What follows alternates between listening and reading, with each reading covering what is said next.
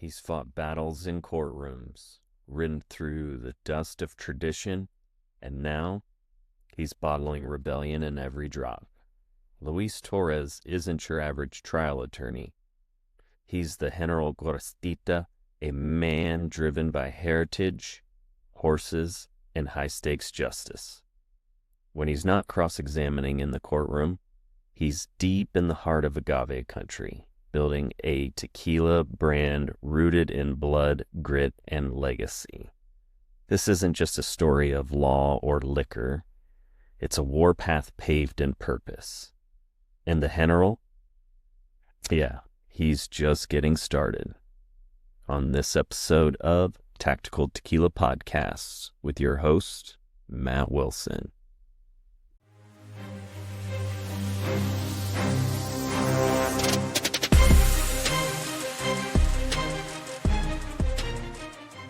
If you enjoy the show, hit the like button, subscribe, and share it to your social media platforms. Thanks for tuning in and enjoy the show. Matt with Tactical Tequila here, and we have a good show planned for you tonight. On the show, we have Luis Torres. Luis is a trial attorney who doesn't flinch in the fire, a horseman raised on grit, and the mind behind tequila that refuses to play by industry rules. Known as the General Gorostieta, he's a force who moves with purpose, from courtroom showdowns to agave fields steeped in legacy. Every battle he fights, every bottle he builds, is laced with conviction, culture, and an unshakable code. He's not here for hype. He's here to raise hell and pour heritage. Luis, welcome to the show. I appreciate you being on. Thank you so much, Matt. It's a pleasure to be here with you. Been looking forward to this for a year now. Yes, we have. Ever since we first met at our G4 release party here in Las Vegas. First time I met you was at the after party, and we sat down, we talked a little while, and then it was almost probably 6 to 8 months later when we saw each other at Sabor LA the next time. And then we saw each other one other time. Was it Chicago? Were you in Chicago? Well, we've been all over. It was probably Chicago, New York. I don't even remember. So, but it's always great to see you. Likewise. Sure. Likewise. Talking about tequila, you have an amazing tequila here, and Thank you. it is now produced by the mad scientist himself, Felipe Camarena. What moment made you decide that tequila wasn't just a drink, but it was your next battleground? Well, it was back in 2019. I have had a great career as a lawyer, but sometimes you need to transcend to something else. And it was a good transition. It has been great. It's a lot of work. It looks like a lot of glamour, but it is a lot of work, actually. So it happened in 2019. I had I had been growing agave in the ranch in Arandas for some time. And I then spoke to Felipe back then, but I didn't want to bother him with, I wanted a single barrel for family and friends. But I don't like to bother my friends with personal stuff, And then it went from I want to make a single barrel, from I want to make tequila, and then I want to make great tequila. And then I found a great opportunity at the Vivanco distillery in NUM 1414. They treated me amazingly well. Great people. We had a few years working together. And then there was an opportunity that Felipe and I discussed. And then I moved to El Pandillo in the beginning of 2024. It was a great decision. I am very happy with it. And I am super grateful for what I had with the Vivanco family. Honestly, both distilleries, they put out such amazing products. Sergio Vivanco, Sergio Cruz, and then you have, of course, Felipe Camarena. I don't think I've ever had something bad out of either one of those distilleries. No, they are top. You know, And they're definitely legends in their craft, and I would say you definitely hit the honey pot with being able to work with both of those distilleries and both of those families. yes, I am very very lucky to have found this opportunity, and I've been combining practicing law and making tequila, and So I'm very happy about it. so how do you balance both? Well, it's not easy. The good thing is that as a lawyer, you learn to manage chaos. You know, you have a lot of uh, problematic situations, and then you just come up with a solution. It is exactly the same. And tequila is is much more fun. You get to meet a lot of people who are very generous, and I don't know. It's like a dream. It's like living another kind of life. It's more calm. It's much more fun. Oh, and I will agree with you there is that since started as a, you know, a podcaster and I would say somewhat of a influencer, you know, meeting different people throughout these events and people always coming up and saying that they watch the show and they appreciate the content that gets put out. It's those things that make our jobs worthwhile and fulfilling because I can only imagine you making a great tequila and people coming up and trying it for the first time and saying, "Wow, this is a great tequila." Yeah, one of the greatest pleasures I have had making tequila is looking at people's faces when they taste the tequila, and you see them satisfied. You see their faces. It make the whole journey worth it because there is a lot of work behind getting a bottle completed. It's a lot of work. It's two I or 3 years of work behind every bottle. Yeah, and you have everything from everybody from the humidors who harvest it from the fields, and then you have the workers who all then put it on. They have it, and then they put it on the conveyor belt or put it in the Tahona wheel pit. Then you have them, the workers that crush it, do all that stuff, and then you have the people that bottle it, and then put the labels on, and depending on you know, what kind of labels or even the toppers that you have on. There's people that make those and there's people that put those together. Yes, it all starts at the field. I mean, the jimadores, they know where to cut the leaves off. You know, you want an inch, you want half inch, and they are professionals at their job.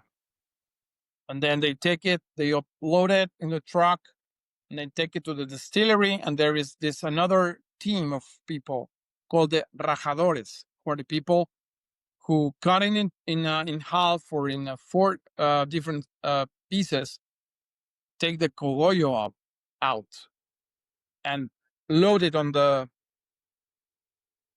oven, the brick oven. And then there are the guys who control the oven. And then after that, there are these other people controlling the mechanical tahona.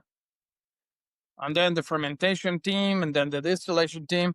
It's a lot of people who love their job, and they make this possible. And now, It's not a industrial process. That's the romantic part of making tequila this way. and so as a producer, what's one non-negotiable that defines your tequila no matter what the cost? I guess the quality. That's something that Felipe doesn't cut corners on. The quality of the agave they pick. I remember the first batch, which is this bottle I have here. It has the name of the ranch right here, and it says the altitude of the fields. I think the quality of the agave, the amount of sugar it has, um, the water is very important too. The cutting the tails, the water that is used to downproof it. It's all quality, so we don't take any chances in making I don't know, experiments. Is there anything about the tequila industry and how tequila is marketed that pisses you off? Well, I mean all the different brands because there are what over 2,000 brands. We all have space for what we do, and there are brands that are industrial made, and there are brands that are made in this artisan, very traditional process. And there's a space for everyone as long as we are professional and put the consumer in the first place. We're fine. If you ask me, is there something that pisses me off about it? It's probably brands that don't even know what they're doing. I mean, I have heard stories about uh, people trying to make a brand that have no idea of what they want, and they come up with something and they lose a lot of money, and they come up with a brand that has one or two batches and they disappear. And unfortunately, there are many of them. And how would you say that transparency falls into that? Would you say that that's pretty big given the consumer base currently?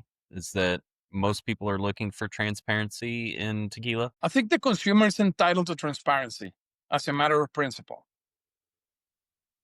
And most of the brands I know within this type of traditionally made brands, I think we are all transparent. We want the consumer to have a very good tequila. That is something that is a common um, denominator, I would say. There are other brands that have other goals, making a lot of money without delivering a lot of quality, probably. I don't know. But the brands I know, the brand owners, the distillers, the noms I know, they are exactly the same as Felipe or Sergio. They're good people trying to make things in a good way. What's one of the boldest decisions that you've had to make as a tequila producer? And do you feel that that decision that you made others uncomfortable? Can't remember any decision that I made that was hard to me that made other people uncomfortable. Of course, I think switching from one nom to another might might be a hard decision, but as a businessman, you have to make tough decisions sometimes, and you always make them to improve. And we talked a little bit just a few minutes ago about authenticity. What does authenticity mean to you when it comes to the industry where a lot of tequilas, and not necessarily well made tequilas, but a lot of tequilas are more like smoke and mirrors, especially with like the lawsuits that are currently going on? Well, that you touched a topic that I have to be very careful with. Being a lawyer, I think. I mean, these big brands that they have their own goals. They want to make a lot of money, and they spend a lot of money in marketing. I honestly don't know how well their tequila is made. I would have to look at the evidence itself to see if there are any corners cut. But I think there is a space for everyone. I would Honestly, agree with you. There's obviously a niche for those bigger brands. They appeal to a wide range of consumer base that hasn't just been educated enough on, I would say, quality tequila, but those consumers like the sweetness of the sweeteners that are added, and those flavors. Like some brands have the birthday cake flavor, and things like that. So it's definitely brand by brand, but there's a consumer base, I would say, for probably every brand out. have you heard about gateway tequilas, which are the tequilas people don't know, but they try it and they say, "Oh, I didn't know tequila tastes so sweet," and they are like surprised because tequila sometimes is like what you try in Cancun, that it has to be rough and you have to take sangrita and lime, and you have a great hangover next morning. But this is not the way tequila should be. Agreed, 100%. So tequila now is something that is elegant, that it doesn't have to make you feel sick the next morning. And sometimes people try these gateway tequilas as a means to, like, an introduction to good tequilas. I have heard, I mean, without saying brands, naming any brands, people who tried a specific brand and they liked it and they um moved to try something like G4 or Cascawin or Arete, which are amazing brands. And then they say, okay, so this is not um, an artificially sweet tequila. This is actually natural. And then that's where we come in. I can also see the devil's advocate side of that, is that those people try those gateway tequilas, they overindulge in them, and then they swear off tequila totally because they say, I had a bad experience with tequila. I can't drink it. We all had I call it, I shouldn't say, I have that name right in the top of my tongue, but we all have that experience from not high school, but from college, that you had too many tequilas, and then you had the worst hangover ever, Oh, yeah. and you stopped drinking tequila for 20 years. I know a lot of people. I have a few friends come back from tequila like they don't drink anymore, and they say, "No, I can't handle tequila." And then I just offer them some General, and they say, "Is this really tequila?" And they keep drinking it, and they say, "This is the most amazing thing I have ever I have ever drank." Yeah, I love that, especially like friends that I have that aren't big into tequila or don't know enough about tequila, but they'll ask me, "Hey, what do you think about this tequila?" And I'll give them my opinion on it, and if they're here at the house, I'll say, "Here, try this."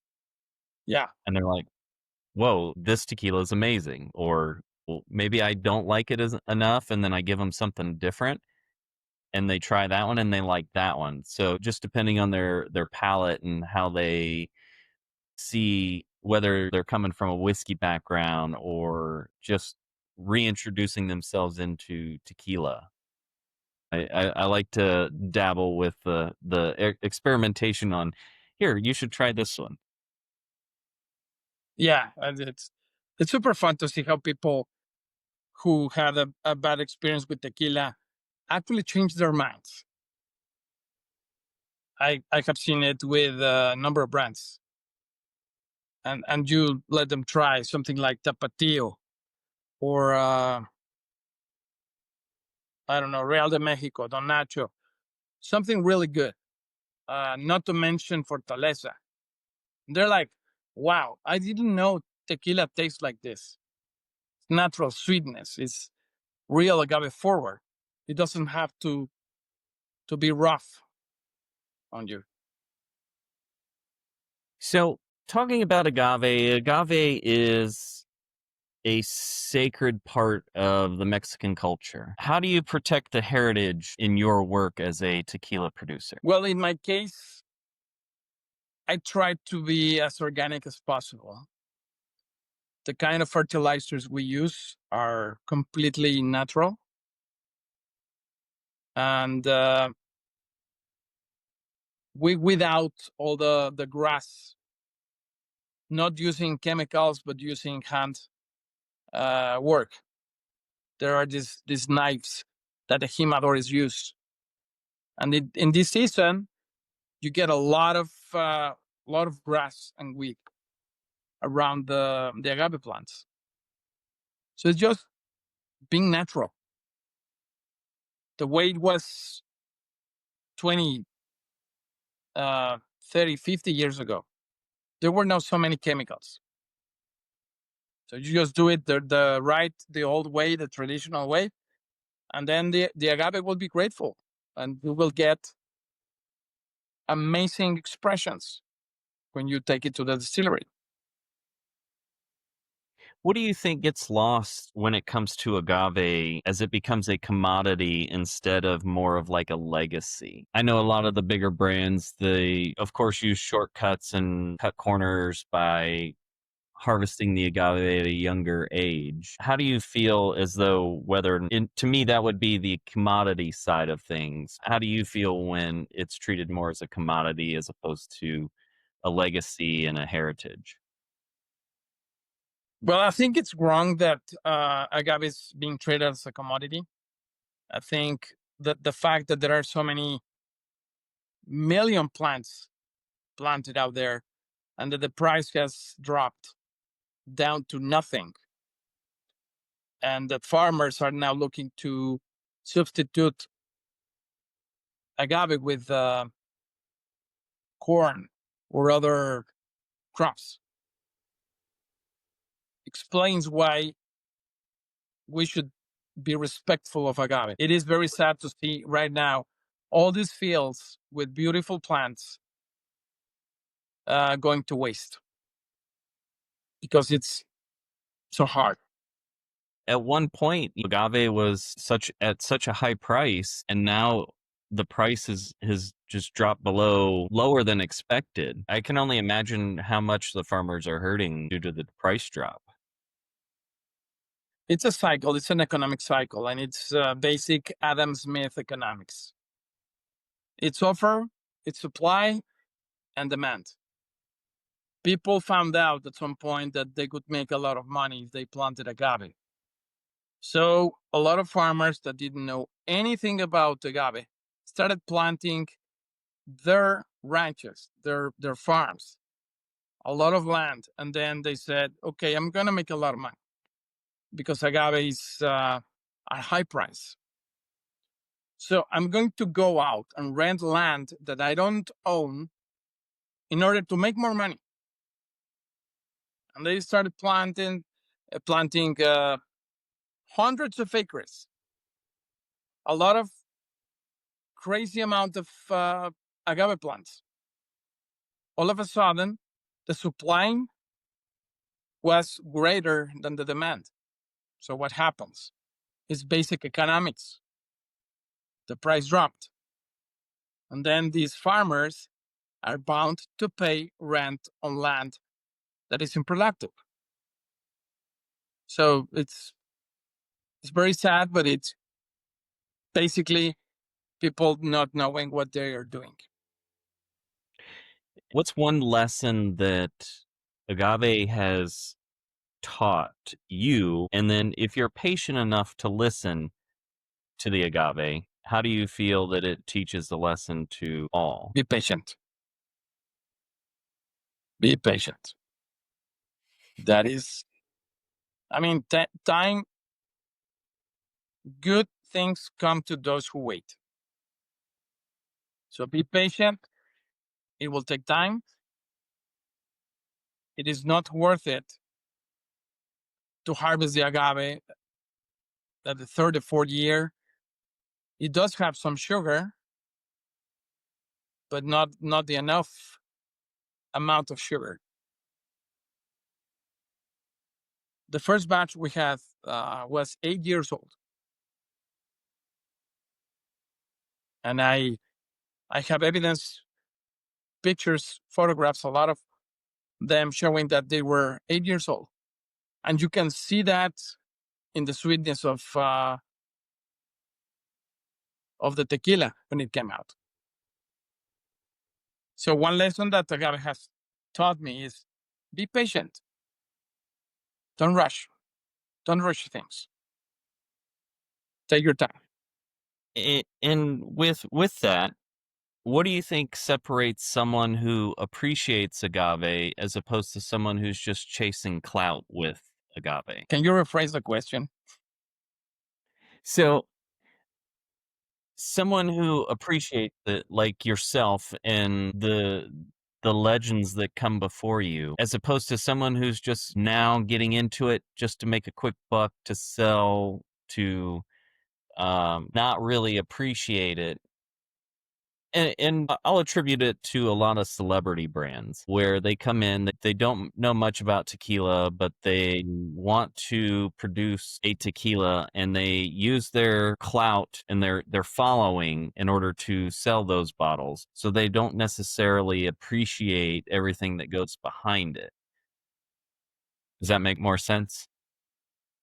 It does. I mean, some of these companies want to make money. That's it. That's their drive. And it's fine. It's okay. I'm not saying it's wrong.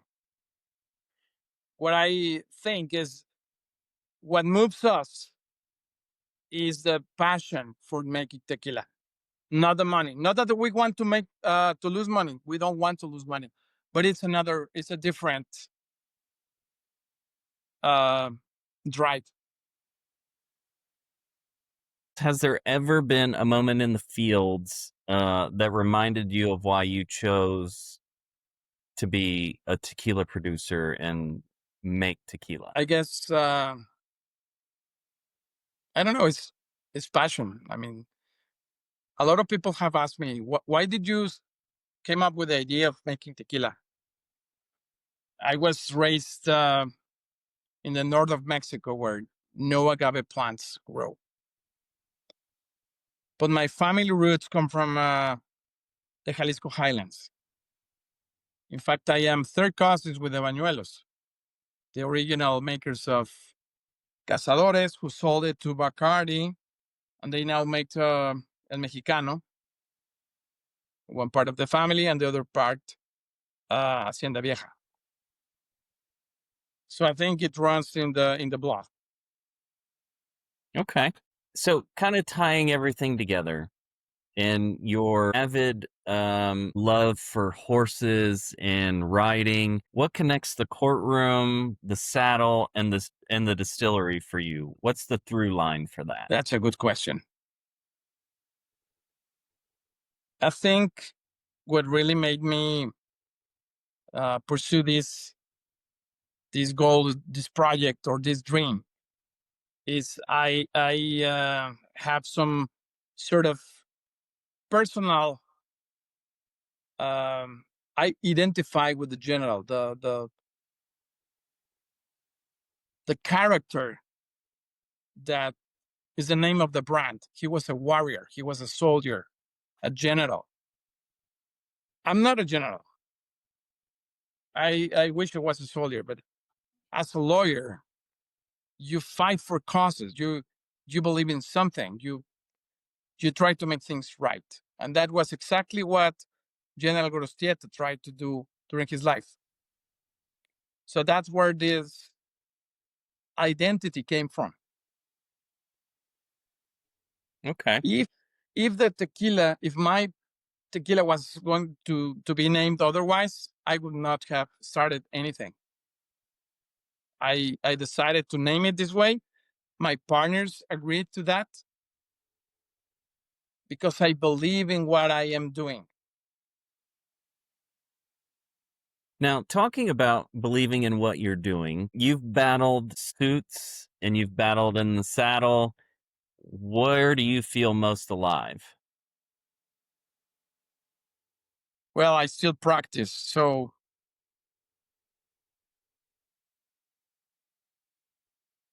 it's uh it's adrenaline. Right now, I mean, I've been in this business for 30 years. So I think what makes me happier right now is making tequila. Okay. Do your legal instincts ever clash with your creative vision as a tequila maker? That's a very good question. As a trial lawyer, your mindset is you learn how to destroy things, to destroy contracts, to destroy deals, to defend people. And in making tequila, your mindset is creative. You have to create things, not to destroy them. So combining both things is very complicated. And in talking about the complication, what's harder, winning a jury or earning respect in the tequila world? I think when you are loyal to your principles, you can do both. Okay. Just being authentic, morally right, do the right thing. That's what allows you to win. And if everything got stripped away today, but one identity, lawyer, writer, tequilero, which one stays? If I had to make a choice among them, I'm retiring from the law, from the practice of law in a very short term. But I'm not saying I'm not coming back. I might come back. So it's I love what I do. If my point of view is if you don't love what you do, it becomes a burden. It becomes very difficult to do. I agree with you 100%. I've been fortunate enough to be in a career, and it started in the military all the way up to now, but I've been doing my career choice of protecting high net worth clients for almost 20 years now. And it is never a day of work. Even on the longest day, the hardest day, I still find the silver lining out of it and appreciate why I do what I do. That is right. This might sound crazy, but I work 7 days a week. And I do not regret one single second of it. Yep, I'm right there with you. Because if at some point you feel like you should be doing something else, that is the time when you should quit, go Agreed. do something else. But when you're passionate about what you do, you should keep doing it. Yes, That's the drive. because in the end, when it comes down to it, if you don't love what you do, it's always going to be stressful on your inner being, on your mental health, and it's going to wear you down. It's going to age you a lot quicker than it would if you had a job that you loved and you loved going to every day. You Yes. know, um, it's that mental stress that tends to do everyone in and to make them age faster, to have their health decline no matter what they do. Because when it comes down to it, if your mind's not right about it, it's just going to break you down like a trial lawyer does in the courtroom, you know? Yeah. And I have seen some breaking down right in front of the judge. I can imagine. Moving forward into the horse riding background that you have, how has riding horses shaped your mindset between discipline, danger, all of it combined? Riding horses is the best way to eliminate the stress. Horses are beautiful animals. They're like big dogs. They feel you, they smell your stress, and they suck it out of you. They age with you. They understand your feelings. There are therapies made with horses. I don't know if you know that. I actually grew up with 9 horses when I was a little kid, all the way up until 15 or 16, before we ended up getting rid of them. I grew up on a 10.5 acre farm, and that's all we had growing up was the horses and some dogs. For me, is the best thing of the world in the world. Horses and dogs. That's what I want. I'm right there with you. I'm not a cat fan for sure. What's one lesson that you've learned on horseback that holds up in the courtroom and both the agave field? You need to keep equilibrium, and you have to let the horse know who is in charge. That is a valid statement for both the courtroom and riding horses. Because if the horse finds out that you're this little, not in control, we're going to throw you down. You're going to fall down, and it's going to be hard. It will hurt for sure. Oh, yeah. Having been bit and kicked by horses, I can tell you that even being thrown would hurt. So, I Give me 1 second again. Someone is calling me on the phone. Give me 1 second. I'm sorry.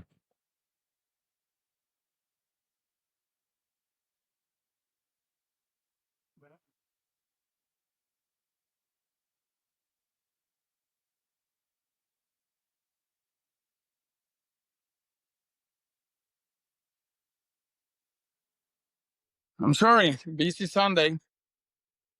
listen. You're a businessman. I completely understand it. It's crazy. So, moving on to my next question, there's an old school grit to writing, and how do you keep that spirit alive in everything that you do? What do you mean? Keeping the spirit, the drive, the Yes, enthusiasm. yes.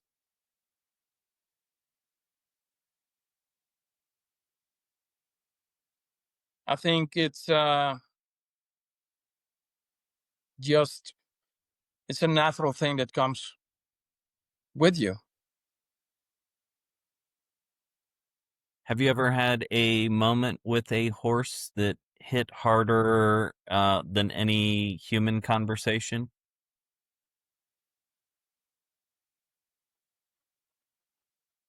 Communication with horses is very special. I have got very emotional with horses before.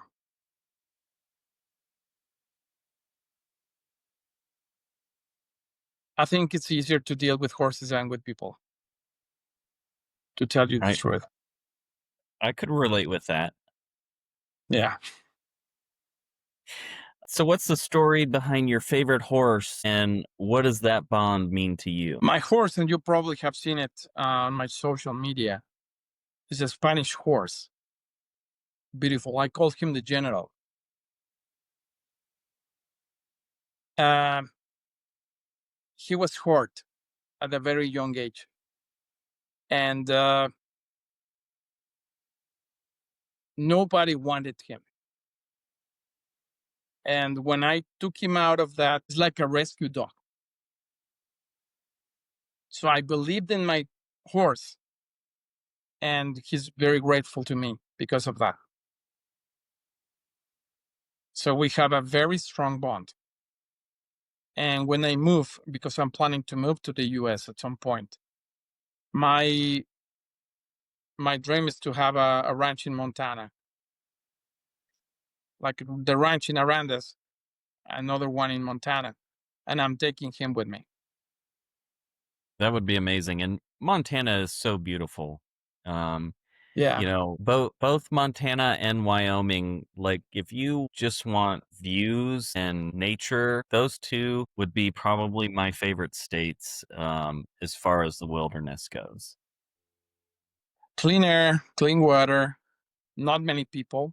Not that I hate people, I love people, but I have a particular appreciation for nature, horses, and wild animals. A lot. Going back to the courtroom and legal battles, what's the closest you've ever come to losing a case and you couldn't afford to lose it? Well, I have lost cases, of course, as any other lawyer. Uh, I can lose a case if I gave everything I have at my reach. Giving your best, and you did the right thing, and it depends on the judge. So, yeah, it's fine. I'm not a typical lawyer that goes like, okay, well, this is where my responsibility ends, and I'm going to, pardon my French, I'm going to cover my ass. I'm not that kind of guy. I go all the way. I have been fined. I was this close to be arrested, held in contempt, because that judge, I remember that, he was crossing the line. And we had a pretty bad um, fight about him trying to abuse a witness. And I opposed that. And there was consequences. There were consequences. And I don't regret one little part of what I did. And this was in Mexico? Yes. Talking about trial law, um, it isn't for the faint of heart, but what fuels you when the pressure is at its peak in the courtroom? It feels like playing the final match at a World Cup. In big cases, you know that it's like those guys in the Wild West that held guns against each other. A duel. Is that? Mm-hmm. Yeah. And then you know that only one of you is going home, and you want it to be you. So it's just like that. And you kind of mentioned big cases, but has there ever been a time where you walked into the courtroom and immediately felt like the underdog? Like what? Like the underdog? No, no. And I face the best lawyers in Mexico. Never felt like I was below the standard. What does justice look like when you're in the trenches of a courtroom? What is it like? Yeah. Well, if you come well prepared, if you did your homework, if you studied your case, your arguments, your case law, you're prepared, then you have much more probabilities to win. That's the way it goes. If you didn't, if you failed, if you overpassed stuff that you should have looked at, then you're gonna lose. I remember a pretty good criminal law specialist that told me once, 25 years ago, he told me, cases are not lost in the courtroom, they are lost or won on your desk. So you have to do your homework. And that's the way it goes. I can only imagine, and I would agree with you, having worked in the U.S. Attorney's Office here in Las Vegas, just seeing how much work goes in behind federal prosecution. Like, I completely understand the having to do your homework and putting everything that you can put forth into a case. It's not an easy profession, to tell you the truth. Is there still a case that haunts you because of how it ended or whatever it may have revealed? Not that I remember. Now, there is one case I fought against the city that went all the way to federal appellate court, and there was a lot of undue influence by the city on these judges, and I could have taken it to the Supreme Court, but then the client decided not to do so. I think we could have done a change, a better outcome at that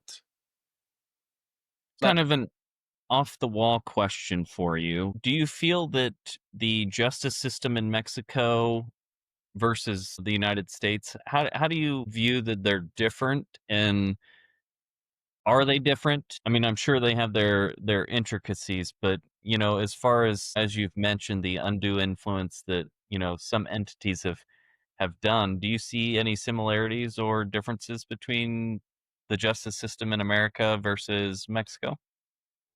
There are many differences. To begin with, the the U.S. judicial system is independent from the executive branch. Right now, in my country, in Mexico, that separation has disappeared, which is really bad news. So that's a big difference. But they are inspired in the same principles, and they are equally interesting to deal with. I am admitted in both countries, Mexico and the state of New York. So I do have some knowledge about both. Is there a place that you prefer to practice? I would say New York. Okay. Any particular reason, or do you plead the fifth on that one? No, I think in the US it's a little more transparent, more professional. Okay. In going back to the General's Code and the brand, it stands for rebellion and belief, but how does that story live within you? I mean, I feel like the whole courtroom side of things, the rebellious side of being a horse rider and a horseman all ties into it, but how does your story blend into it? I think I look alike General Gorostieta in that we were never normal, like typical, ordinary persons. Okay. I think that's probably the best way to describe it. Have you ever had to choose legacy over comfort, and what did that decision cost you? No, that's a very easy question. I choose legacy over comfort all the time. I rather do the right thing than what is easy. And believe me, I have faced a lot of situations where I'm in a position where I can do the easy thing, and even if it is wrong, and I have chosen not to do so. But I sleep very well at night, and I'm here. Sleeping well at night is one thing that I really wish that I could sleep well at night. Um, You don't? I mean, I sleep as well as I can, but there's things behind not sleeping well that are haunting to some, and We have to fight our demons. it's a Right? luxury. It's a luxury, I will say. Sleep is a luxury. It is. What is one thing that you've had to unlearn in order to level up as a man of multiple callings, as a trial lawyer, as a tequilero, as a horseman? What's one thing that you've had to unlearn? To unlearn?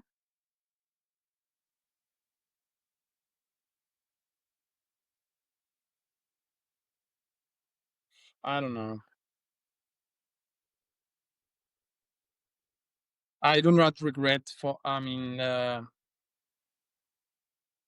this career for 30 years. I think that it was the right choice to make. And getting involved in the tequila industry has been the right decision to make at this point in my life. I'm going to turn 50 in a couple months. And I think I have no regrets at this point. Well, happy early birthday. Thank you. You'll get an invitation to come to the hacienda. Oh, would love to. So,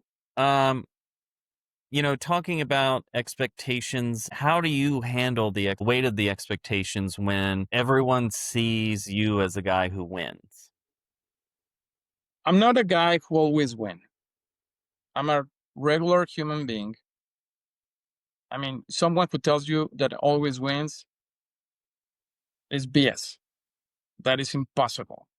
You're not God. Right? You learn, I mean, you win when you learn that you are not unbeatable, that you are human, and that we have uh, winning sides and losing sides. But that only comes with age. I like that. I like that a lot. When your story is bottled, branded, and buried, what do you want people to say that you stood for?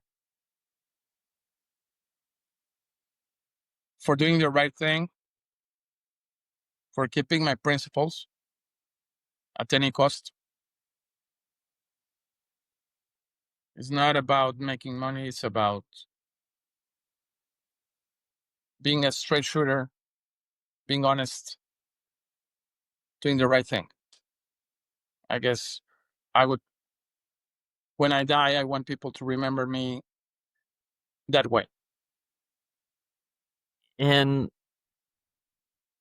what would you say that your legacy is going to be? Is this a brand that you want to start for generations to come? What do you see in the end? That's the idea. I didn't start it thinking that I'm going to sell it in a couple years because that's identify a lot with the character behind the brand. So in a way, it's an opportunity for me to honor the memory of the general. Going back to something that you touched on earlier about him being a warrior, the general is also a leader, and you're a leader of your brand, you're a leader in the courtroom. So I can see every aspect of the general behind you. In a way, I have a lot of friends in the military, and we think a lot alike. I can I see have that. a lot. And you could probably, I mean, we probably had that conversation before. I have a friend who was a personal security detail to two presidents of Mexico, and we're very good, close friends. And he says, "You're not a soldier, but you speak like one." So that's probably true. I can see that in everything that I've seen you do and everything that I've seen as the brand evolves. And I appreciate the product that you're putting out. I know a ton of other people appreciate everything that you're putting out. You're a phenomenal friend. I'm happy to call you a friend. Me too, Matt. Thank you so much. And I wish you go to the hacienda soon. I hope. We will definitely have to make a trip there for sure. One final question: where can everyone find you on social media? Well, I am on Instagram. I have a very short, it's not a large number of followers, but it is LuisFTorresG. Luis F. Torres G. And the brand is, as it sounds, Tequila General Gorostieta. Okay, perfect.